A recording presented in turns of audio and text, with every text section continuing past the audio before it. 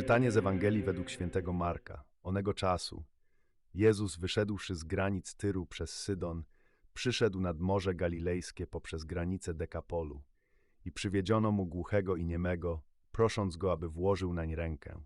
A wziąwszy go na bok, z dala od rzeszy, włożył palce swoje w uszy jego, a śliną swą dotknął języka jego i wejrzawszy w niebo westchnął i rzekł do niego Efeta, to znaczy otwórz się. I natychmiast otworzyły się uszy jego i rozwiązały się więzy języka jego i mówił dobrze. I rozkazał im, aby nikomu nie powiadali, ale im więcej im nakazywał, tym więcej jeszcze rozgłaszali i tym bardziej zdumiewali się, mówiąc dobrze wszystko uczynił i głuchym sprawił, że słyszą i niemym, że mówią.